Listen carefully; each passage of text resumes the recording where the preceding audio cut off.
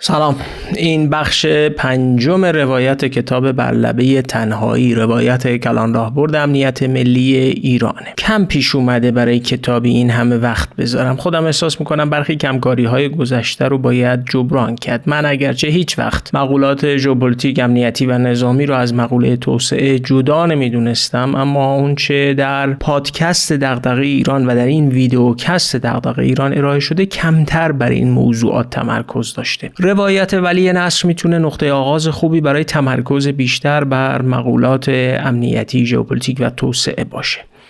در آینده بیشتر به این دسته موضوعات در مقوله توسعه ایران هم خواهیم پرداخت. فعلا اما بریم و بخش پنجم کتاب بر لبه تنهایی رو ببینیم. فصول 7 و 8 رو در این بخش ارائه میکنیم.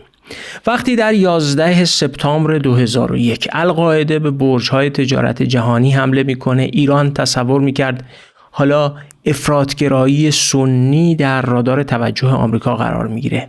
نه ایران خودش از سال 1377 که به کنسولگریش در افغانستان حمله شد و دیپلمات‌های ایرانی کشته شدن، قربانی افراطگری سنی طالبان بود. بسیاری از داده‌هایی رو که در ادامه خواهم گفت احتمالاً برای اولین باره که میبینید و میتونه براتون تعجب برانگیز و چالشی باشه. رایان کروکر، دیپلمات آمریکایی، برای ولی نصر نقل کرده که بلافاصله بعد از حملات 11 سپتامبر در ژنو با نماینده سردار قاسم سلیمانی، فرمانده نیروی قدس سپاه، دیدار کرده و نماینده ایرانی نقشه‌های دقیق مواضع طالبان رو در اختیار کروکر قرار داده و توصیه‌هایی داشته درباره مواضعی که نیروی هوایی آمریکا باید بر اونها تمرکز کنه. نیروی قدس سپاه در سازماندهی نیروهای ائتلاف شمال افغانستان برای شکست دادن طالبان توسط آمریکا هم کمک میکنه. قاسم سلیمانی نقش کلیدی ایفا میکنه در متقاعد کردن رهبر ایران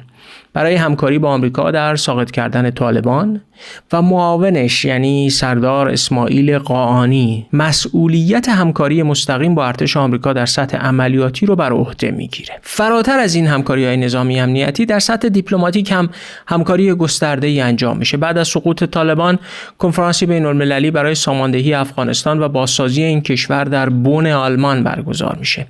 محمد جواد ظریف در خاطراتش ذکر میکنه که به طور نزدیک با جیمز دابینز، نماینده آمریکا در سازمان ملل متحد، برای برگزاری این کنفرانس همکاری کرده و متذکر میشه این کنفرانس بدون حمایت قاسم سلیمانی به موفقیت نمیرسید. ضمن اون که دیپلمات‌های ایرانی در تهیه پیشنویس قانون اساسی افغانستان با همتایان آمریکایی خودشون همکاری میکنن. رویکرد مثبت ایران در ساقط کردن طالبان به این حد هم متوقف نمیشه. دفتر سید محمد خاتمی رئیس جمهور وقت ایران در 13 اردیبهشت 1382 فقط یک ماه بعد از شکست صدام و ورود نیروهای آمریکایی به بغداد نامه‌ای 2 صفحه‌ای رو به سفیر سوئیس در تهران تحویل میده تا به واشنگتن برسونه. این نامه حاوی پیشنهاد ایران برای شروع گفتگوهای گسترده درباره مسائل کلیدی و حل نشده بین ایران و آمریکا بود و حتی مذاکره درباره حزب الله لبنان رو هم شامل میشد. خاتمی و نویسنده های پیشنویس نامه امیدوار بودند از طریق این نامه و مذاکرات ناشی از اون به نقشه راهی برای کاهش تنش بین ایران و آمریکا برسن. محمد خاتمی موضوع نامه رو با آیت الله خامنه‌ای مطرح کرده بود. واکنش آیت الله رو عیناً از روی کتاب نصر میخونم. تو رئیس جمهور هستی و میتوانی تصمیم بگیری که این نامه را بنویسی، اما توصیه من این است که این کار را نکنی. آمریکا تو را ناامید خواهد کرد و این نامه را نشانه ای از ضعف تلقی خواهد کرد. خاتمی در گفتگوی شخصیش با ولی نصر در تیر ماه 1396 به او گفته آمریکا نشان داد که رهبر انقلاب درست میگفت. آیت الله خامنه‌ای بعدها محمود احمدی نژاد رو هم سرزنش میکنه چون او هم نامه‌ای به جورج بوش رئیس جمهور آمریکا نوشت. ولی نصر از گفتگوهای شخصیش با سید محمد خاتمی و صادق خرازی در داووس سوئیس در سال 2007 اینگونه نقل میکنه که آیت الله خامنه‌ای در جلسه شورای عالی امنیت ملی میگه آمریکا مثل سگ است، اگر عقب نشینی کنی به تو حمله میکند، اما اگر به سمتش حمله کنی عقب نشینی خواهد کرد. صرف نظر از اینکه شمای مخاطب یا تحلیلگری که در تاریخ به این عبارت نگاه میکنه اون رو درست یا نادرست بدونه، میشه روند تاریخی رسیدن به چنین ذهنیت راهبردی رو درک کرد. حزب الله در لبنان با آمریکایی‌ها درگیر شده و نهایتاً اونها رو از لبنان خارج کرده و ایران در افغانستان با آمریکا همکاری کرده و رئیس جمهورش نامه‌ای نوشته که گفته بیایید مذاکرات گسترده کنیم و مسائلمون رو حل کنیم و در مقابل پاسخی که دریافت میکنه برای رهبران ایران حیرت آوره. جورج بوش در پاسخ به همکاری‌های ایران در افغانستان در سخنرانی مشهورش ایران رو در کنار عراق و کره شمالی محور شرارت میخونه و از اقدام نظامی پیش دستانه میگه. این تنها شاهد ایران برای شناخت راهبرد آمریکا نبود. بشار اسد در اسفند 1381 قبل از حمله آمریکا به عراق راهی تهران میشه و با محمد خاتمی و بعدش با آیت الله خامنه‌ای دیدار میکنه. خاتمی به اسد گفته بود روز قبلش با ژاک شیراک رئیس جمهور فرانسه تلفنی گفتگو کرده و شیراک بهش گفته میترسم عراق فقط اولین گام باشد. خاتمی هم به اسد گفته بود اگر آمریکا به سرعت پیروز بشه اون وقت ما با یه مشکل جدی روبرو خواهیم شد. و اسد ضمن تایید نظر خاتمی گفته بود تنها راه حل مقاومت است. این مکالمه رو عبدالحلیم خدام معاون بشار اسد بعدها نقل کرده. برای جمهوری اسلامی ایران روشن شده بود که آمریکا در نهایت قصد داره به ایران حمله کنه و حتی ژاک شیراک هم همین برداشت رو داشته. آیت الله خامنه‌ای هم در دیدار با بشار اسد میگه طرح آمریکا بسیار فراتر از عراق است. این طرح پس از 11 سپتامبر تدوین شده تا ژئوپلیتیک کل منطقه را تغییر دهد. و خطاب به بشار اسد میگه اگر جنگ اتفاق بیفتد باید از سیاستی پیروی کنیم که اجازه ندهد این تمساح لقمه‌اش را به راحتی ببلعد. تنها گزینه مقاومت است و این مقاومت مانند جنگ ویتنام طولانی خواهد بود. به عبارتی ایده مقاومت در برابر آمریکا در منطقه در اول اسفند 1381 قبل از اون که آمریکا به عراق حمله کنه شکل میگیره. راهبرد گسترده این بود که سوریه شورش سنی ها رو تشویق کنه و حمایت کنه و ایران مقاومت شیعه رو در عراق سامان بده و این طرح برای اون بود که تمساح آمریکا نتونه لقمه عراق و بعد از اون لقمه بزرگتر ایران و کل منطقه رو به راحتی ببلعه. آمریکا که به عراق حمله کرد فرصت‌های زیادی در اختیار ایران قرار میگیره. صدام سرنگون میشه و ایران به آرزویی میرسه که حتی محمد رضا شاه هم در سر داشت، چه رسه به رهبران جمهوری اسلامی که 8 سال با صدام جنگیده بودن. آمریکا هم نتونست دولتی کارآمد در عراق ایجاد کنه و فروپاشی سیاسی و امنیتی عراق فرصت مناسبی شد برای حضور ایران در عراق. حالا ملک عبدالله پادشاه اردن حرف از هلال شیعی میزد که از لبنان تا خلیج فارس امتداد داشت و تحت هدایت ایران هم بود. همزمان آمریکا راه دسترسی میلیون‌ها ایرانی به قبور امامان شیعه رو در عراق باز کرده بود. راهپیمایی 40 و 40 به مثابه مراسمی در جهت تقویت آگاهی جمعی شیعیان ظهور میکنه. در ضمن همین پدیده ایدئولوژیک در خدمت سیاست خارجی ایران در این منطقه هم قرار میگیره. دکترین دفاع رو به جلو در چنین فضایی متولد میشه. ایران کشوری فارسی زبان و شیعه در محاصره رقبای عرب و سنی بدون هیچ اتحاد قابل اعتماد و در معرض مهار از سوی ابرقدرت‌ها.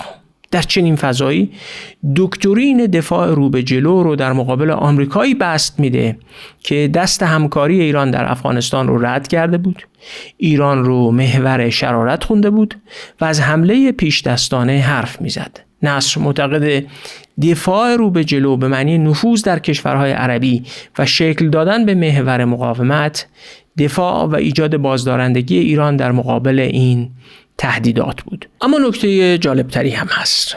نصر معتقد دفاع رو به جلو شبیه سیاست منطقه‌ای محمد رضا شاه در دهه 1350. شاه در اون زمان طرحی موسوم به طرح سبز رو پایه‌ریزی میکنه که نفوذ ایران در جهان عرب رو از طریق برقراری ارتباط با بازیگران غیر دولتی در عراق و لبنان افزایش بده.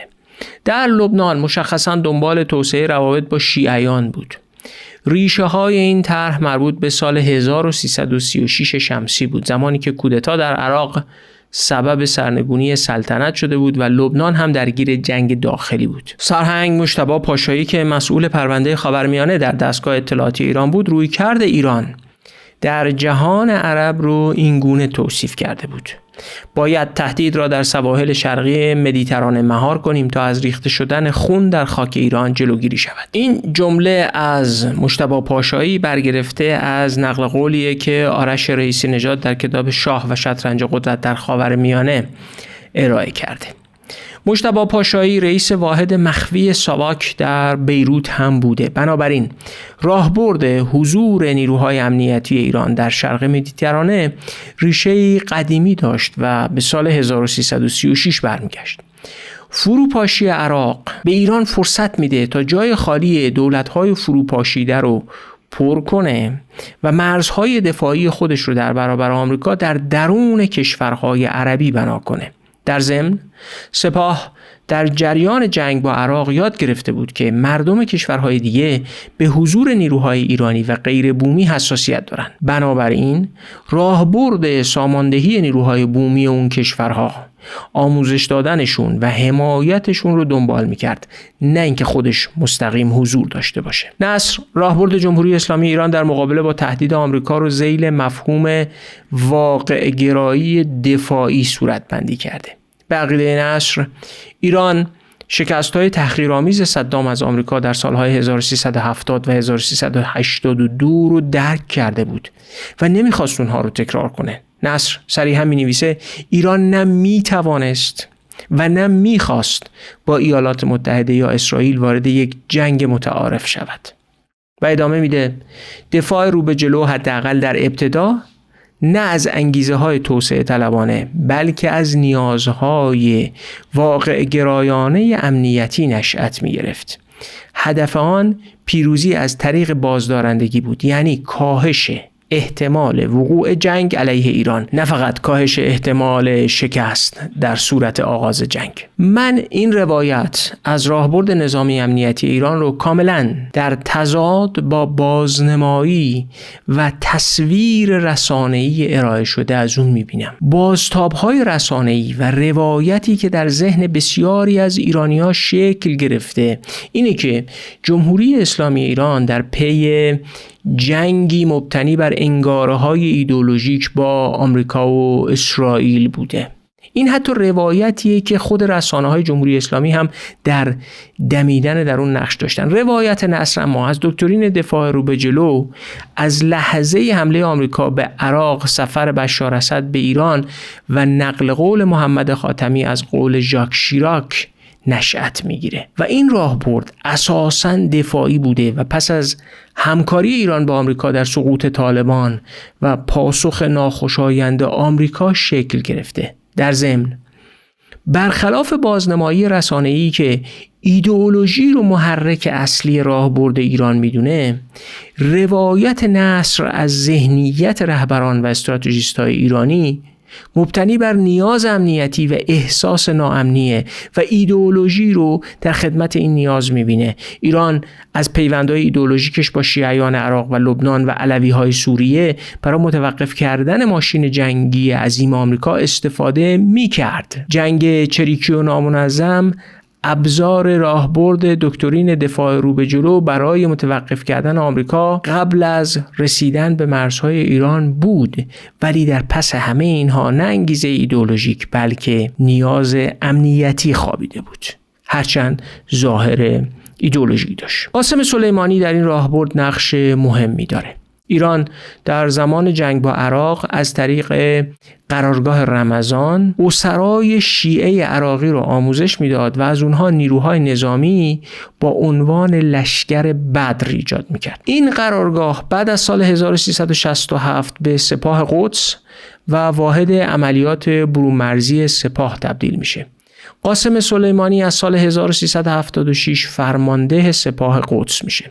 سپاه قدس از سال 1382 و بعد از تحولاتی که شرح کردیم به نیروی مهم و تأثیرگذاری در راهبرد امنیتی ایران بدل میشه. قاسم سلیمانی در برابر ارتش متعارف و بسیار قدرتمند آمریکا، نیروهای شبه نظامی توانمند با کارآمدی عملیاتی بالا رو مبتنی بر نیروهای محلی ایجاد میکنه. نیروهایی که قاسم سلیمانی سازماندهی کرد پهنه‌ای به گستره افغانستان تا شرق مدیترانه رو شامل میشه. دکترین دفاع رو به جلو حداقل تا زمانی که باراک اوباما در سال 1389 نیروهای آمریکایی رو از عراق خارج میکنه موفق بوده. اون سال تهدیدی که با حمله آمریکا به عراق در سال 1381 علیه ایران ایجاد شده بود پس از 8 سال پایان پیدا میکنه. دکترین دفاع رو به جلو هرچند کارآمدی خودش رو در بیرون کردن آمریکایی ها از عراق و جلوگیری از حمله آمریکا به ایران نشون میده، اما در جای دیگه هم میشه نشانی از موفقیتش پیدا کرد. جنگی در سال 1385 بین حزب الله لبنان و اسرائیل در میگیره که نهایتاً به جنگ 33 روزه مشهور شد. این جنگ 1200 لبنانی و 165 اسرائیلی رو به کشتن میده. زیرساخت‌های بسیاری هم در لبنان تخریب میشه. نصر معتقد حزب الله بدون هماهنگی با ایران وارد این جنگ میشه و ایران از آغاز چنین جنگی بسیار ناخرسند بود، اما با همه این احوال قاطعانه از حزب الله حمایت میکنه. حمایت ایران از حزب الله در اندازه بود که برخی اون رو اولین جنگ مستقیم ایران و اسرائیل دونستن. حزب الله علیرغم تحمل خسارات زیاد مقاومت میکنه و مجموعه‌ای از سلاح‌های پیشرفته رو هم علیه اسرائیل به کار میگیره. این برای اولین بار بود که اعراب هم احساس کردن ایران از طریق نفوذ در کشورهای عربی به توانایی انجام عملیات در اونها دست پیدا کرده. مقاومت اعراب در برابر توسعه نفوذ ایران در منطقه از همون زمان جدی‌تر میشه. دفاع رو به جلو دستاورد دوگانه داشت. ایران تونسته بود دشمن بزرگتر و قوی‌تر یعنی آمریکا رو از حمله به ایران منصرف کنه، اما همزمان اعراب و اسرائیل رو نسبت به توسعه نفوذ منطقه‌ای خودش نگرانتر کرده بود. از طرف دیگه حالا ایران جسارت بیشتری پیدا کرده بود و دفاع رو به جلو به ستون فقرات راهبرد منطقه ایران تبدیل شده بود. در فاصله نسبتاً کوتاهی بعد از جنگ 33 روزه جنبش‌هایی در کشورهای عربی رخ داد که به بهار عربی مشهور شد و برخی دولت‌های عربی رو تضعیف کرد و نوعی بی‌دولتی هم به وجود آورد. به این ترتیب وضعیت به هم ریخته عراق و بی‌دولتی برخی کشورهای عربی مثل یمن اجازه میداد تا ایران در اونها بیشتر نفوذ کنه و شرایط رو برای پیدایش واقعی اونچه محور مقاومت خونده میشه آماده میکرد. بالاخص وقتی درگیری ها در سوریه شروع شد این وضعیت کاملا ظهور و بروز آشکار و متفاوتی پیدا میکنه. برخی تصور میکنن روابط ایران و سوریه مربوط به دوران جمهوری اسلامیه و به روابط بین ایران شیعه و شیعیان علوی سوریه مربوطه، اما واقعیت ژئوپلیتیک دیگه‌ای هم در پس صحنه هست. ایران و سوریه از دهه 1350 و در زمان محمد رضا شاه پهلوی روابط نزدیکی داشتند. عراق و سوریه هر دو دارای رژیم‌های برآمده از ایدئولوژی بعث و رقیب هم بودند. عراق صدام حسین هم رقیب ایران بود و بنابراین روابط نزدیک ایران و سوریه برای اثرگذاری بر دشمن مشترکشون طبیعی بود. نصر می‌نویسه با توجه به رقابت سوریه با عراق از اواخر دهه 1350 سوریه به طور طبیعی به یکی از متحدان ایران تبدیل شد. در اصل منطق همکاری بین ایران و سوریه یه منطق ژئوپلیتیک بود. بعد از انقلاب جنگ با صدام شروع شده بود و منطق همکاری قوی‌تر هم شده بود. سوریه راه دسترسی به لبنان هم بود. بعد از سقوط صدام در سال 1382 و ظهور نوعی بی‌دولتی در عراق، ایران چشمانداز یک خط زمینی از ایران تا لبنان رو در سر داشت که فروپاشی صدام چنین خطی رو امکان پذیر کرده بود. به واقع خود آمریکایی‌ها با شکست دادن و فروپاشوندن رژیم صدام پیدایش محور مقاومت رو ممکن کرده بودند. آغاز درگیری‌ها در سوریه بعد از بهار عربی از نگاه تهران پروژه‌ای برای در هم شکستن دفاع رو به جلوی ایران بود. نصر چنین چیزی ننوشته، اما احتمالاً استراتژیست‌های ایرانی فکر می‌کردن آمریکایی‌ها با حذف صدام راه رو برای ایران باز کرده بودن تا محور مقاومت رو شکل بده و حالا می‌خواستن ایستگاه سوریه رو حذف کنن و این محور رو بشکنن. بگذارید فکر کنیم اگر استراتژیست ایرانی آگاهی داشته که سرهنگ مجتبی پاشایی زمانی در دستگاه امنیتی پهلوی دوم دنبال بنا کردن خط دفاعی ایران در شرق مدیترانه بوده و حالا بعد از 50 سال این طرح ممکن شده، از دست دادن سوریه به معنی نابودی رویای 50 ساله براشون بود. به علاوه اجازه دادن به آمریکا برای اون که اشتباه کردن حذف صدام رو جبران کنن برای استراتژیست‌ها و رهبران ایران احتمالاً پذیرفتنی نبوده. مواجهه با جبهه سوریه معنای دیگه‌ای هم داشت. شیعیان در عراق بعد از سقوط صدام به قدرت رسیدن و به ایران نزدیک شدن. ایران چالش قدرتگیری سنی ها رو در عراق مدیریت کرده بود و حالا با یک حرکت سنی افراطی با نام داعش و سایر گروه های سنی تندرو مواجه شده بود. ایران ترجیح میداد با چالش قدرت گرفتن سنی ها در سوریه مقابله کنه تا مجبور بشه تن به قدرتگیری اونها در عراق بده و اونها رو نزدیک مرزهای خودش مدیریت کنه. در اصل منطق ژئوپلیتیک حضور در سوریه مقابله با قدرتگیری سنی‌های افراطی در سوریه به منظور حفظ منافع امنیتی ایران در عراق و لبنان بود. مقامات ایرانی این واقعیت رو هم در نظر می گرفتن که مداخلات آمریکایی‌ها در کشورهای اطراف ایران از افغانستان گرفته تا لبنان سبب شکل‌گیری دولت‌های فروپاشیده و سرزمین‌های بی‌حاکمیت درگیر شورش‌های مسلحانه و جنگ‌های داخلی شده بود و همه اینها افزایش خشم سنی‌ها در اطراف ایران رو در پی داشت و این رو برای امنیت ملی ایران خطرناک می‌دونستند. ادامه این سناریو میتونست اقلیت‌های قومی مذهبی ایران رو هم تحریک کنه و در نهایت سرنوشتی مثل افغانستان، عراق یا سوریه رو در ایران پدید بیاره. جنگ در سوریه با مذاکرات ایران و غرب بر سر پرونده هسته‌ای هم همزمان شده بود. اگرچه مذاکرات هسته‌ای عمدتاً به دوران ریاست جمهوری حسن روحانی نسبت داده میشد، اما شواهد بعدی نشون داد که نقطه اولیه مذاکرات در اواخر دوران محمود احمدی نژاد و زمان وزارت خارجه علی اکبر صالحی و به صورت محرمانه در عمان شروع شده بود. این زمان مصادف با ایام بهار عربی هم هست و نصر معتقد آیت الله خامنه‌ای معتقد بود نفوذ منطقه‌ای ایران به ویژه در زمانی که ایران وارد مذاکرات حساس با غرب شده برای قدرت ملی کشور بسیار حیاتیه. آیت الله خامنه‌ای باور داشت که هزینه‌های مرتبط با حمایت از حکومت اسد کمتره تا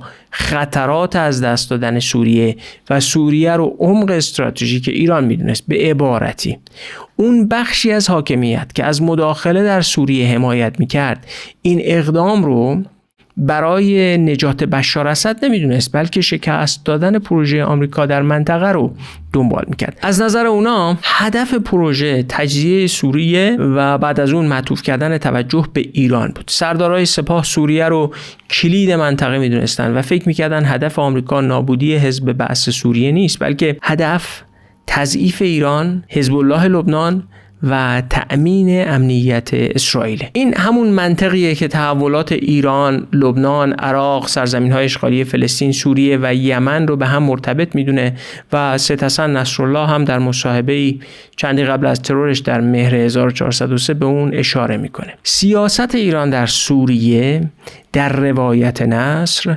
معطوف به چنین روی کردیه و البته این روایتیه که شهروندان ایرانی بارها از زبان سیاسیون و نظامیان ایرانی شنیدن. جنگ سوریه و مقابله با داعش در اصل برای استراتژیست‌های ایرانی از منطقی ژئوپلیتیک تبعیت میکنه، اما به مانند جنگ عراق علیه ایران دوباره ظاهر و پوسته ایدئولوژیک بر اون پوشونده میشه. ایران در برابر سنی‌های افراطی داعش که شیعیان رو گردن می‌زدن و از شیوه‌های خشونت‌باری برای کشتن استفاده می‌کردن یا به اماکن مقدس تعرض می‌کردن، از عبارت مدافع حرم استفاده می‌کنه. عراق و شام مقدمات حمله به ایران بودند و مدافعان حرم روکش ایدئولوژیک یه مبارزه ژئوپلیتیک بود.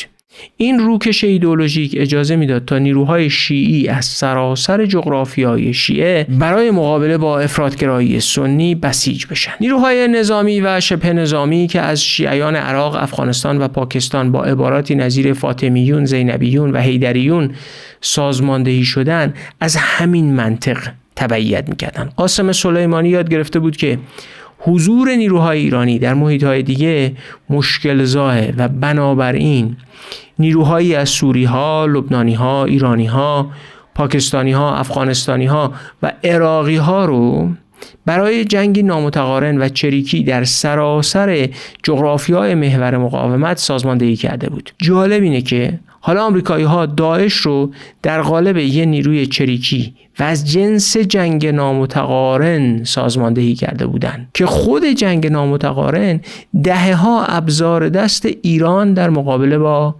آمریکا بود.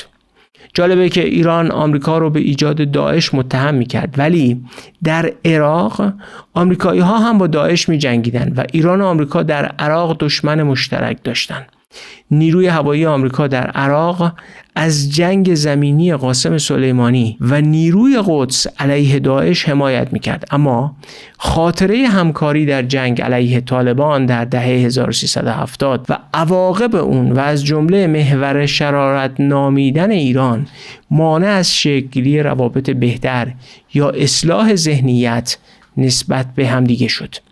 حتما برای بسیاری سخته که باور کنن دو رقیب و دشمن 47 ساله در مقاطع این چنین بر سر منافع ژئوپلیتیک با هم همکاری کردند.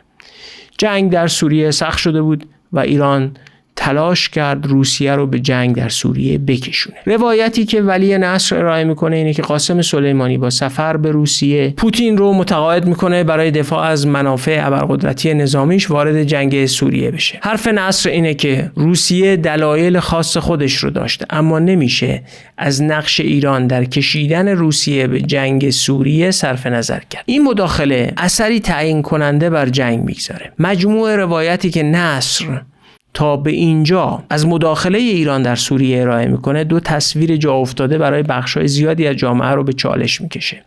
تصویر اول مربوط به انگیزه‌های صرفاً ایدئولوژی که رهبران ایران و مقامات ایرانی برای مداخله در سوریه است. نصر دلایل حضور در سوریه رو به ریشه‌ای تاریخی حتی از زمان پهلوی درباره حضور ایران در شرق مدیترانه و ضرورت دفاع از منافع حیاتی امنیتی ایران نسبت میده. تصویر دوم مربوط به نوع تعامل ایران و روسیه است. ایرانیان بسیاری تصور میکنند که ایران برای منافع روسیه و برای روسیه در سوریه جنگیده.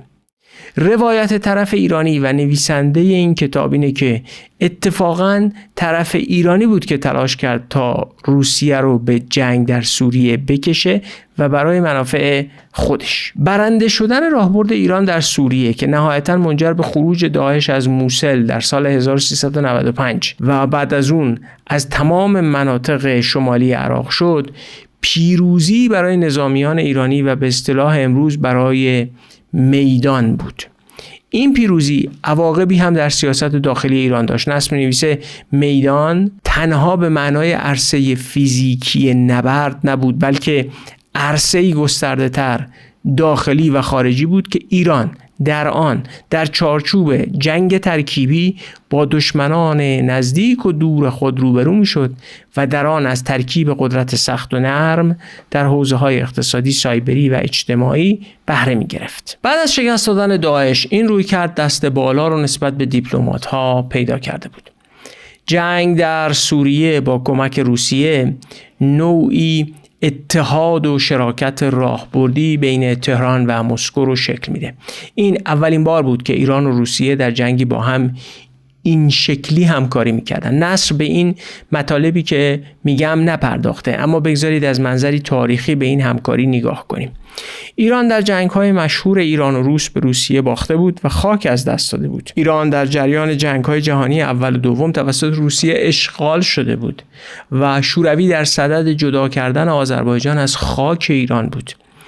اشغال آذربایجان، چنان که قبلا هم گفتیم، ذهنیت راهبردی محمد رضا شاه نسبت به شوروی رو شکل داده بود. آیت الله خمینی هم از روسیه ترس داشت و حواسش بود که شوروی به کشور همسایه یعنی افغانستان حمله کرده.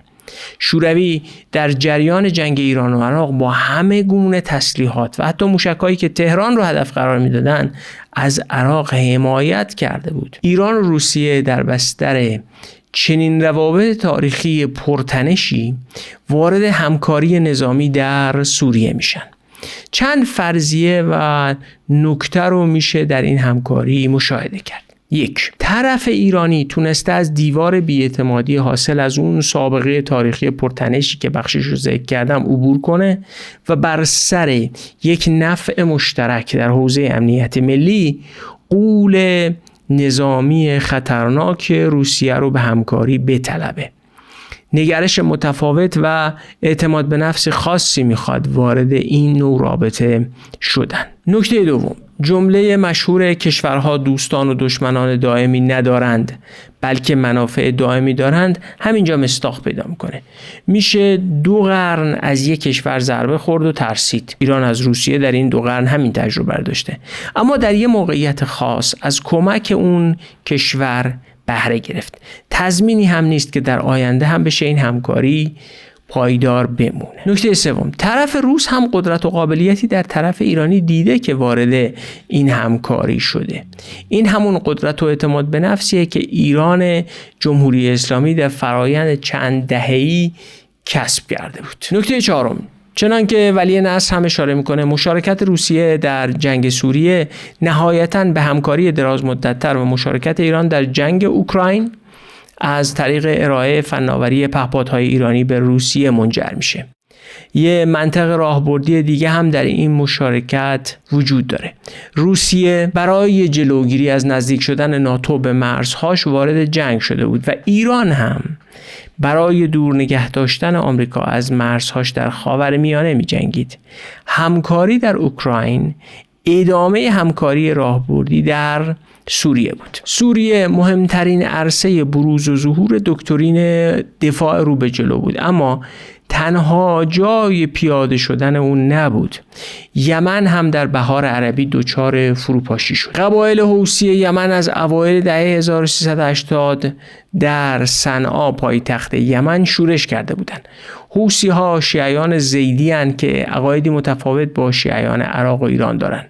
سرزمینشون هم در مرز یمن با عربستان سعودیه. عربستان سنی از دولت یمن در صنعا حمایت میکرد و حوثی‌های زیدی رو تهدیدی علیه خودش میدونست. حوثی‌ها بعد از بهار عربی در سال 1393 پایتخت رو فتح کردند و حالا عربستان مجبور بود با دولت زیدی که اون رو تهدید خودش میدونست مواجه بشه.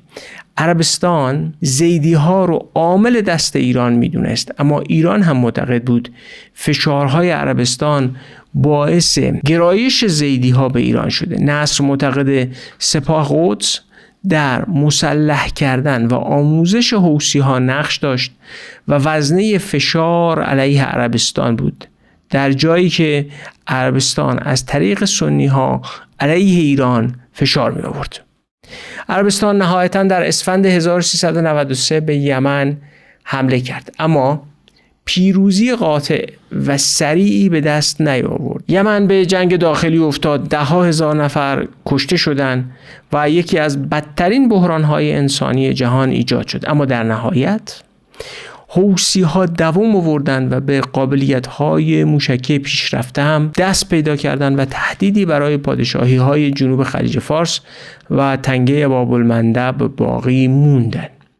توان موشکی حوثی‌ها نه تنها اعراب خلیج فارس بلکه بندر ایلات در اسرائیل رو هم تهدید می‌کرد. صحنه تا سال 1395 اینجوری بود. داعش در سوریه شکست خورده بود. گروه‌های شورشی به شدت ضعیف شده بودند. بشار اسد در قدرت مونده بود و ایران و روسیه در برابر اراده جمعی آمریکا، غرب، ترکیه و اسرائیل برای سرنگونی اسد ایستادگی کرده بودند. تهران هم به شریک راهبردی مسکو تبدیل شده بود. تهران نفوذ امنیتی خودش در جهان عرب رو هم گسترش داده بود.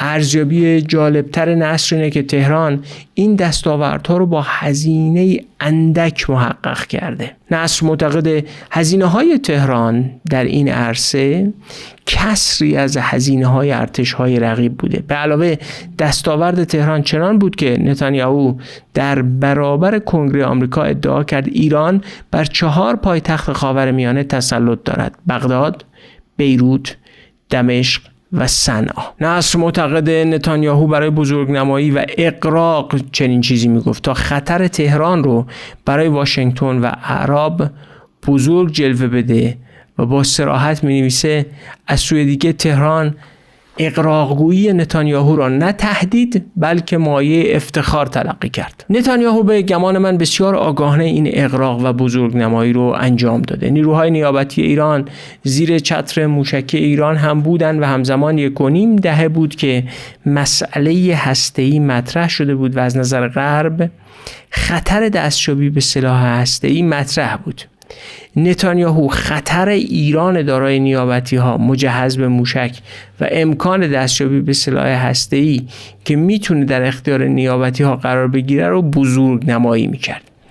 من وقتی به روایت ولی نصر نگاه میکنم کل کلان راهبرد امنیت ملی ایران در عصر جمهوری اسلامی رو دفاعی میبینم که متکی به رئالیسم دفاعیه. کشوریه که میدونه قدرت جنگ متعارف و کلاسیک با ارتش‌های آمریکا و اسرائیل رو نداره، بنابراین جنگ نمیخواد و همزمان میدونه که جنگ نخواستن کفایت نمیکنه بلکه باید ابزارهایی داشته باشه که هزینه جنگ رو برای طرف مقابل بالا ببره. بنابراین مجموع اقداماتی رو انجام میده که تا حالا شرح کردیم. آیا میشده اقدامات دیگه‌ای انجام داد؟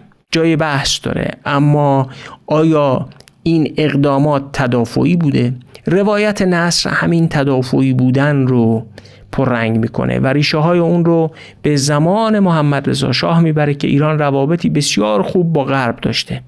اما به گمانم ترکیب نوع سخن گفتن و برساخت رسانه‌ای و مانورهای سیاسی و گفتمانی نتانیاهو و مخالفان ایران موفقیت عظیمی داشته. اونا موفق شدن این راهبرد رئالیسم دفاعی رو به سیاست تهاجمی تفسیر کنن و در جهان و اذهان جا بندازن.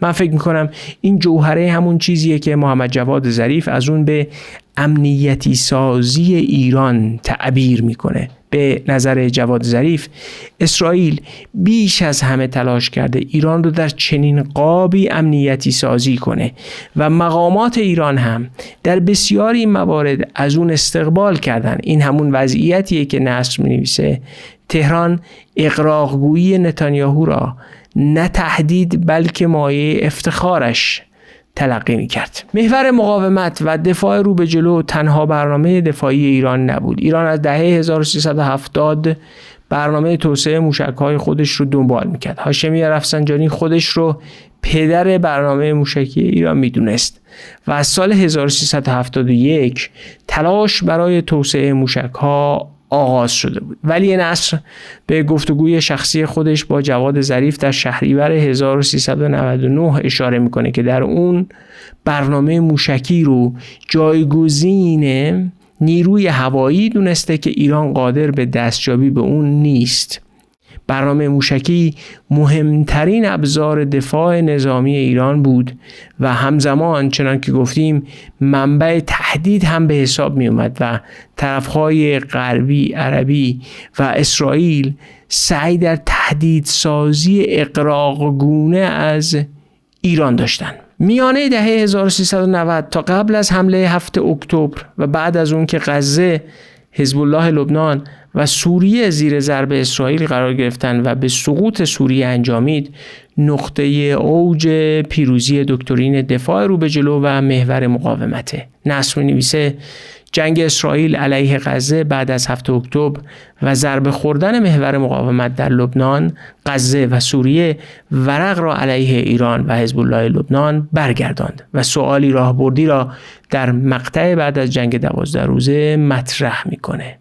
آیا موفقیت‌های اسرائیل در وارد کردن ضربات اساسی به حماس و حزب الله و کاهش قدرت بازدارندگی منطقه ایران به تغییر راهبرد امنیت ملی ایران منجر خواهد شد، یا برعکس شرایط جدید ایران را وادار خواهد کرد که با تقویت توانمندی‌های موشکی و هسته‌ای خود از راهبرد دفاع رو به جلو بهتر محافظت کند؟ این شاید یکی از بنیادی ترین سوالات امنیت ملی ایران در این لحظه بعد از جنگ 40 روزه باشه. نصر متغیرهای مهم دیگه ای از صحنه رویارویی ایران با آمریکا و اسرائیل در منطقه رو هم تشریح میکنه.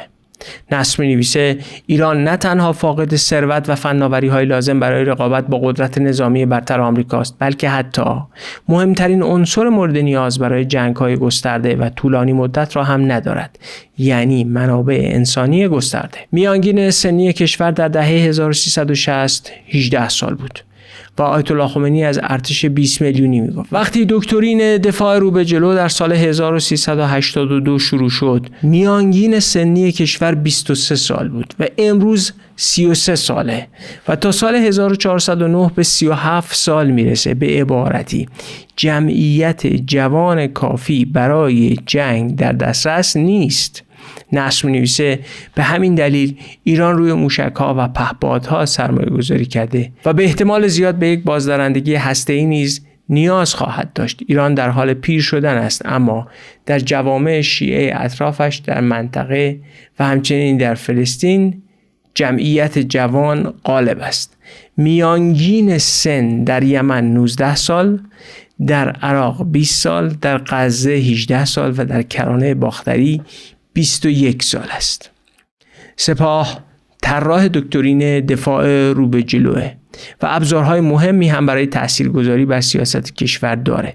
سپاه نمیتونه البته این راهبرد رو بدون مشروعیت بخشی روحانیت به این دکترین جلو ببره. سپاه کماکان به پشتوانه مذهبی برای پیشبرد راهبرد دفاعی خودش نیاز داره. البته این کتاب قبل از جنگ 40 روزه نوشته شده. رد پای تغییرات در همه متغیرهایی که تا به اینجا شرح شدن رو میشه در جنگ 40 روزه دید، ولی الان این موضوع بحث ما نیست. من امیدوارم بازخوانی این کتاب به بیننده این ویدیوکست و خواننده کتاب امکان بده متغیرهای بیشتری رو با دقت بالاتری در تحلیل وضعیت به کار بگیره. اما نصر معتقده نیاز سپاه به روحانیت کمتر از گذشته شده و امروز سپاه به یک قدرت مستقل تبدیل شده.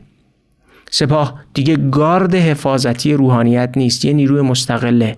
میشه ساعتها درباره این پیامد بسیار حیاتی و درباره وضعیتی که ایران درش قرار گرفته و سیاست و راهبردهای ایران حرف زد و تحلیل کرد. اما باشه تا وقت دیگر. من عمده اون چیزی رو که میشد در جنبندی این قسمت مطرح کرد در لابلای مباحث گفتم و دوباره تکرار نمی کنم. فقط خیلی خلاصه معتقدم روایت ولی نصر و داده هایی که از تلاش های ایران در مقاطع مختلف از جنگ آمریکا در افغانستان گرفته تا همکاری در عراق ارائه میکنه شواهدی به دست میده که طرف ایرانی برای بهبود رابطه، مدیریت تنش و حتی عادی سازی رابطه با آمریکا تلاش کرده، اما همواره با سد آمریکا مواجه شده که اسرائیل هم بر دشواری برقراری رابطه افزوده. من واقعا دوست دارم اثری وجود داشته باشه که روایت طرف آمریکایی رو هم بیان کرده باشه و دلایل این نوع رفتار آمریکا رو توضیح بده.